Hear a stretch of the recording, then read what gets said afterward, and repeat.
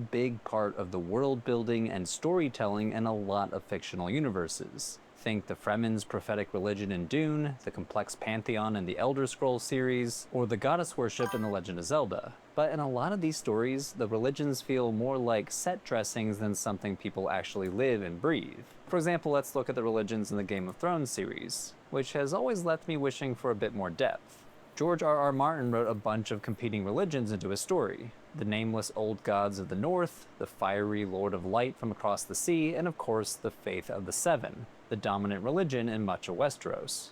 The Faith of the Seven is presented like a copy and paste of the medieval Catholic Church in Europe. You have a unified hierarchical clergy, the High Septon sitting at the top like the Pope, and a network of septs across the continent like a network of dioceses. And that's not a coincidence. Martin himself has said in interviews that he modeled the Faith of the Seven after the Catholic Church. And in both the books and the show, this creates a religion that feels coherent and grounded, which works for the kind of political storytelling that Martin wants to tell. But religion in the series also feels a little too soon before I try to sleep. Each culture basically has one god or pantheon neatly mapped onto their geographical region. Now that makes it easy for us to follow as viewers and readers, but compared to the chaotic reality of real-world religions, it feels thin. Real-world religions fracture. They absorb bits and pieces from their neighbors. Beliefs and practices shift from one culture to the next. They can shift from one village to the next. And the official rules, doctrines, and mythologies often have little to do with what ordinary people actually do with their religion on the ground. Just look at the Catholic Church, which is a lot more complex in reality than its fictional counterpart.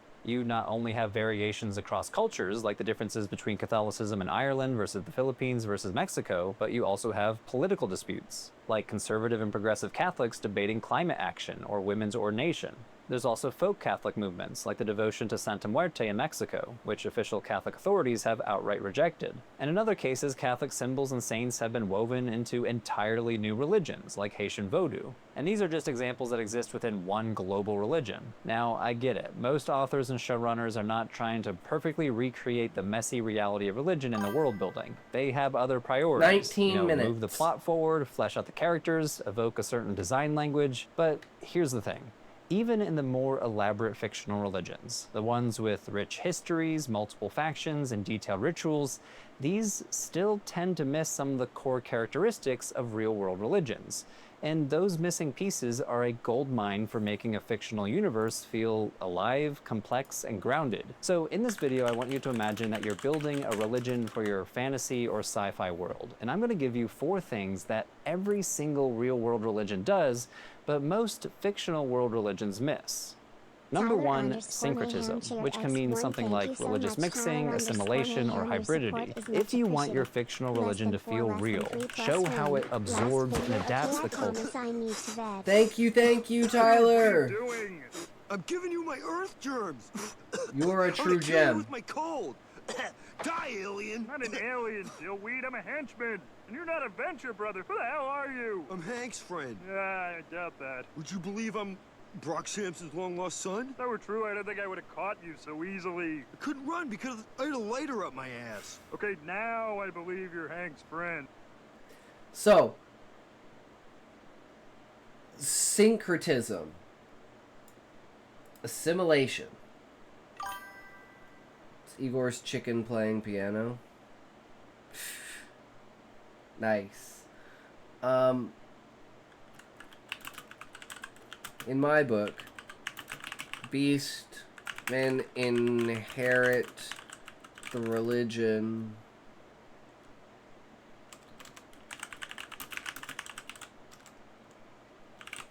of the moon from the dragons. Dragons are trying to teach the beastmen about existence, but the beastmen can't understand, and it's become a mythology and ideology of religion spread through each faction of beastmen, then picked up by adventurers and spread to the tree, which infused it with creativity and abundance, morphing the religion into something more akin to a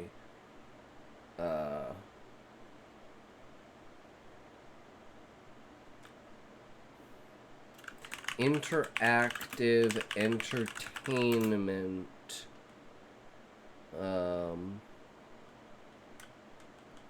facilitator, using the stories and ideas of the religion to portray great epic stories. So that's basically pretty great because it shows the interconnectedness of different people and groups. Yeah. So we have that in our story. We have that with our religion. So guys, we passed test number 1. Boom. Around it. In the past, syncretism was often imagined as two discrete religious systems merging and creating something new, almost like two plants crossbreeding into a hybrid. But more That's recent literally scholarship what it sees is. it as an ongoing process of people negotiating with the cultures. Ads. Fucking ads. Goddamn ads. Putting on ads. Getting ads done. Ads going down. He's coming up. It's all about ads. Let's go. Let's go. Ads down the drain. Down the drain they go. Let's go. Down the drain they go. Let's go. Fuck ads. No, dude, we paused the video during ads just in case there's people out there that are in the middle of ads and they want to watch the video. We were actually talking about this earlier, and it put notion to it. So, like, Levi, you know how I always kind of, like, do something retarded during the ad breaks? Whether I, like, you know, do what I just did? And I was, like, thinking about that with Queen. And, I was saying, you know what, that's a really good, like, marketing thing. Hey, you know, we stop the stream for the ads if you're in the ads, but if you want to skip the ads or you have no ads, you get to experience the funny, funky, like, random stuff that I do during the small ad break on top of taking my toke. And, you know, it kind of just builds incentive for people to want to skip the ad, as in subscribe or get turbo or whatever, but it's not related to anything that's actually going on in the stream, so nobody misses anything. It's just kind of a nice little additive. So having that kind of mentality and structure to it, I was like, huh, I do that, but I just didn't really understand the depth behind it and how you can use that to your advantage. And I'm like, now I'm going to do that. Because I'm thinking of some crazy shit I can do. It's going to be awesome, but only if you can skip ads.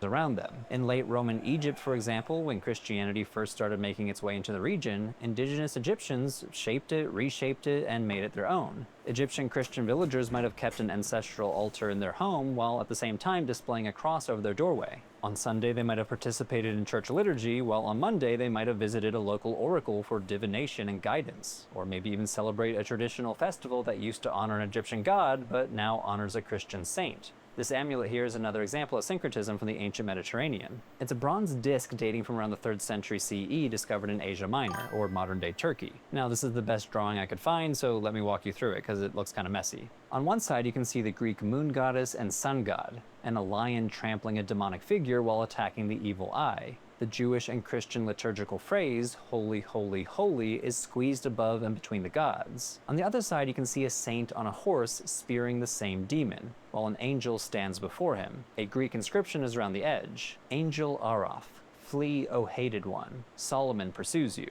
So here we see a mix of Greco-Roman religion and Jewish and Christian symbolism. Apparently, someone in late Roman Anatolia saw this particular blend of divine figures, liturgical phrases, and protective imagery as an especially efficacious way to protect themselves from harm. So what religion did this person follow, whoever commissioned or wore this amulet? Well, pinning down their exact religious affiliation might be impossible, and maybe it's beside the point.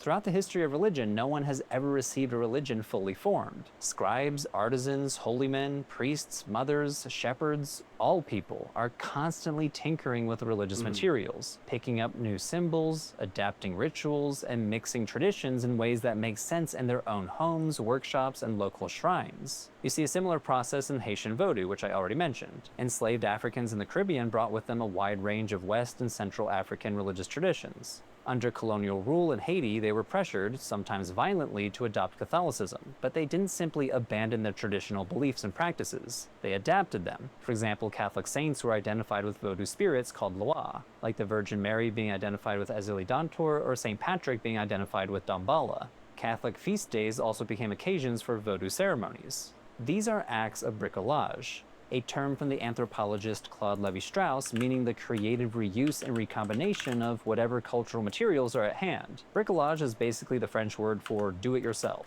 so syncretism can be seen as DIY religion, an ongoing, unfinished, and sometimes contested process. Yeah, that is literally, guys, that is literally the example of what the religion is like inside of the tree. 100%. And they use it as a facilitator because they don't have a history. There's no written history of anything. So the oldest person is basically like, fuck, I don't know, it's always been this way. So everyone just assumes it's always been this way. And then when they leave the tree and start leaving the tree and form the Adventurers Guild, the stagnance of the tree and the need for like new information and stuff drives people in the tree to take on these new ideas that are coming from the adventurers.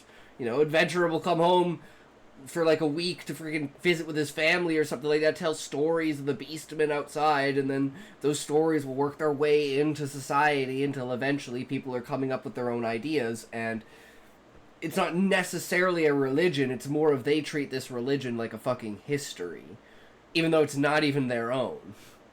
And it literally describes the entire events, and that's what's kind of, that's, everyone's winging it, yeah. And that's kind of how, like, the original, like, texture of it is supposed to tell the entire story of, like, the birth of Gaia, the creation of the dragons, the lineage of the dragons, how the beastmen and all consciousness came to be, and the worshipping of the moon by the beastmen as a, like, the dragons didn't want to be worshipped, so they said, if you don't worship the earth and you don't worship us, worship the moon, the child of the earth. And so they worshipped the moon. And then they got fucked up when the moon got pulled out of the sky. But no, everyone thinks it's all fake because there's no such thing as a moon. So it's kind of like this clash between what people believe and what reality is, and the story is actually pretty fucking accurate to reality, but everyone thinks it's fucking, you know, ridiculous. Could there be some cargo cult-esque stuff with artifacts from outside the tree? Oh, 100%, Levi. And that's kind of where, like, old technology of the past and, like, the idea of dungeons. Because the idea of dungeons are sky cities. They were like citadels built by the octopi as like fortresses in the sky in order to like build up and train their armies during the Beastmen War. Because the Beastmen didn't have any capabilities of flight. But they were so spread across the land, they kept being attacked, so they went into the air in order to be like, well, we'll just give us enough time. And then when the moon crashed in the ground, all of them got pulled out of the sky. So the reason why they have, like, monsters in them is because they've been infested. The reason why, you know, maybe some other things have gotten in there, but mainly there's, like, the leftover technology and stuff like that. So there's tons of technological artifacts from the past. And that's kind of, like, where some of the jobs, like gunner and, like, scientist and, like, stuff like that have come in, where they've seen these contraptions from the past, and it's like, you know, you see a gun, but you don't have gunpowder, but you can use magic.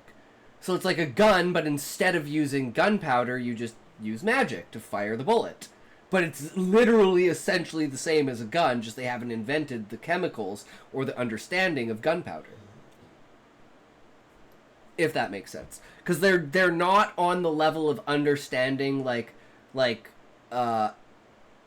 molecular structures, but they can understand the differentiate between, oh, this is like an acid and a base, and like, you know, the different extremes of things. They know how to dilute. They just don't understand yet the very minute particle science of the world.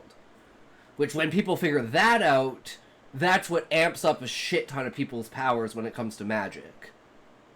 But anyways, we're getting off tangent. People make decisions about which practices to keep, which practices to adopt, and which ones to reject, often in dialogue. Oh, and one note on that is, like, the fanatics that hate the Beastmen, they still usually have, whatchamacallit, they still have, like, a connection.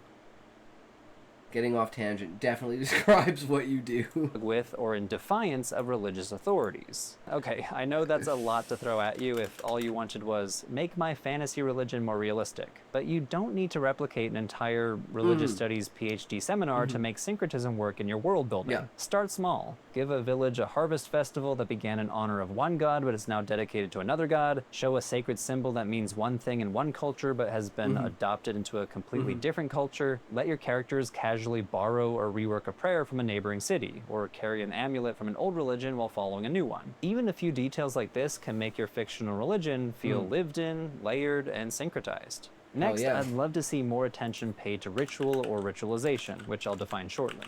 In a lot of fantasy and sci-fi series, it's abundantly clear. This is where, like, the difference in structure, where Beastmen are more shamanistic and naturistic in their beliefs, but the higher intelligent species of the tree are more scientific in their approach to it.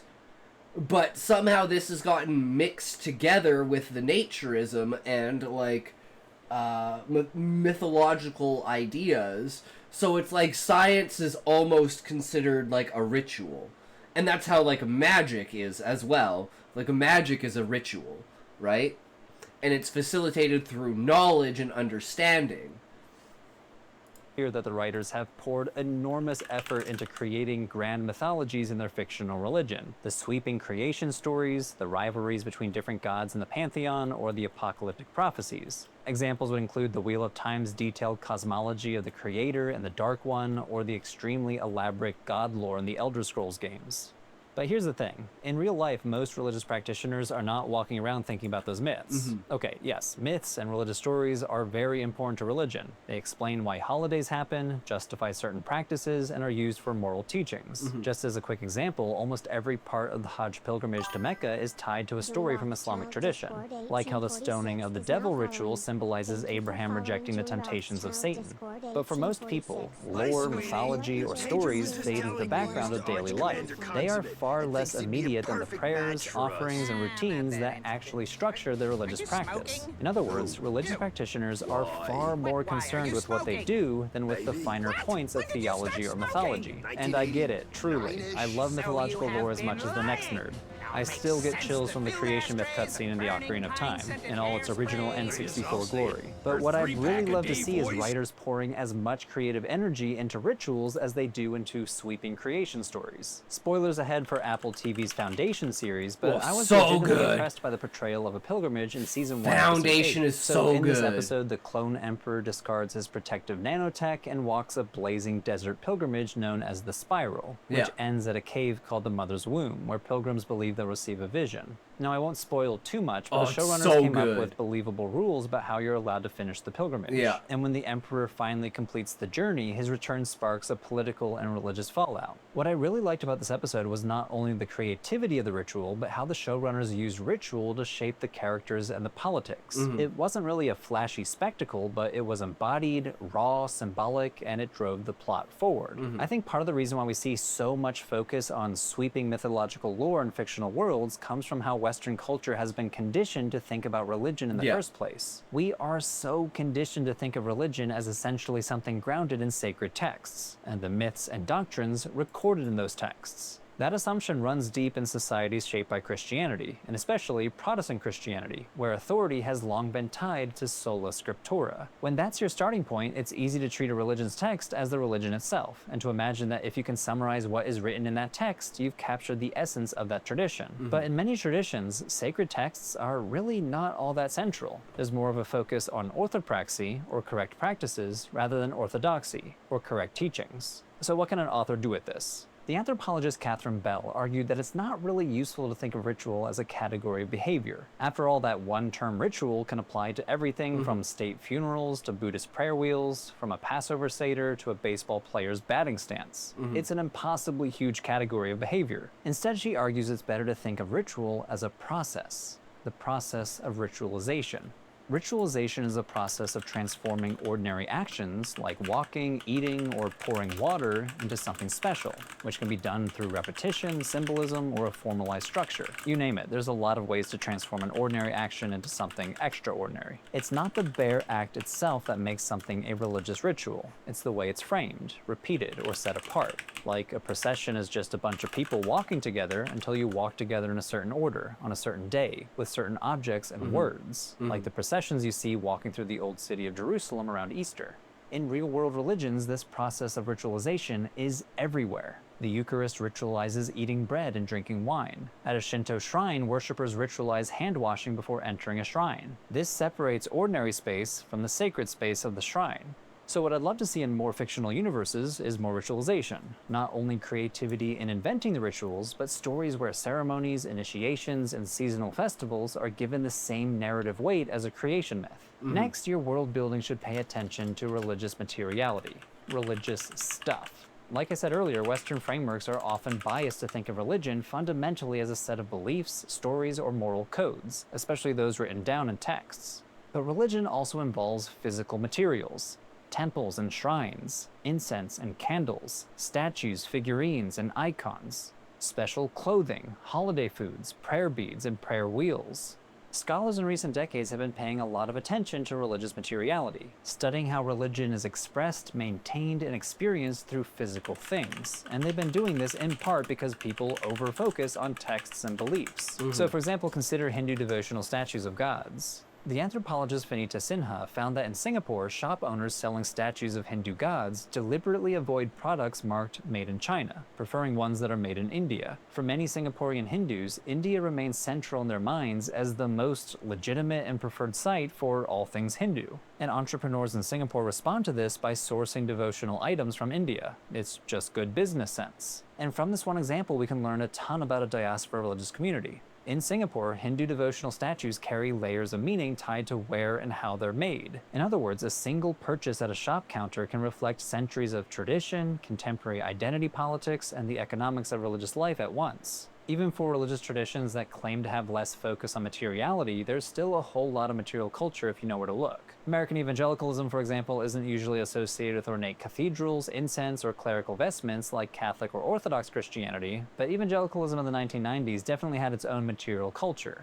Illustrated children's books, WWJD bracelets, Salty the Singing Songbook cassette tapes, and yes, VeggieTales. VeggieTales! Oh my god, costume VeggieTales designers, is the best. prop makers, and visual storytellers, thinking in terms of material religion can develop a unique and believable design language for your setting. If your fictional culture has religious beliefs, what physical objects embody them? What fabrics, jewelry, tools, or architectural details carry religious significance? When a viewer sees a character holding prayer beads or spinning a prayer wheel or putting on a specific garment, they instantly learn something about that world's religion without a single line of exposition. Another thing I rarely see in fictional universes is something that scholars call lived religion.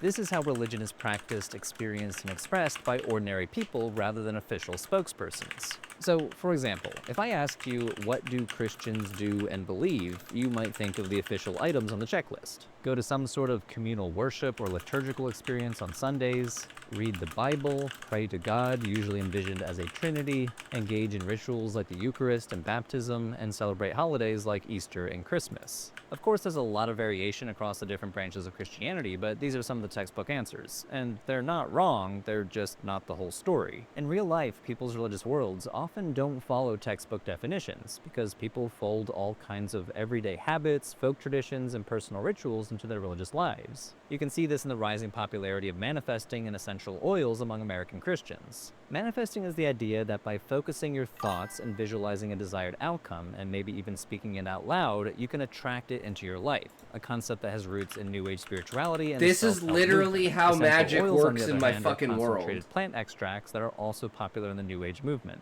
These are not exactly official Christian practices, and some Christian authorities have spoken out against them, like this recent article from a Christian magazine saying that manifesting has infiltrated American Christian culture. In the early 2000s, bunches of instructional books were published aimed at Christian audiences praising the biblical significance of essential oils. Many claim that scenting one's Bible study with frankincense or sandalwood could deepen the experience of the text. And manifesting, often framed in secular self-help language, has been reinterpreted by many Christians as aligning your thoughts with God's will, or praying with expectation, and speaking blessings into being. None of this shows up in a catechism or a doctrinal statement, but for the Christians doing these practices, they consider them as part of their Christian life. And these practices don't need to be logically consistent with official Christian teachings. They just need to work. And by work, I don't mean stand up to theological scrutiny. I mean, does this ritual, object, or action Scenting your Bible make my study is life probably better? a sensible Does it idea. help Good heal smells my are cousin's good. illness? True, Or give me that Levi. promotion at work? The scholar Robert Orsi gives another example. American Catholics at St. Lucy's Church in the Bronx would sometimes bring home bottles of water from a neighborhood shrine built to look like the grotto at Lourdes in France, even though they knew perfectly well it was just New York City tap water. Meredith McGuire, a leading scholar in the field of lived religion, says we are mistaken in our expectation of cognitive consistency between individuals' religion, as institutionally framed, and a person's actual religion, as lived. It may be only intellectuals who care about rational coherence in religious ways of thinking, perceiving, and acting. After nearly 40 years of talking to people about their individual religions, I have the impression that only a small and unrepresentative proportion struggle to achieve tight consistency among their wide-ranging beliefs, perceptions, experiences, values, practices, and actions. I very rarely see examples of lived religion in fiction.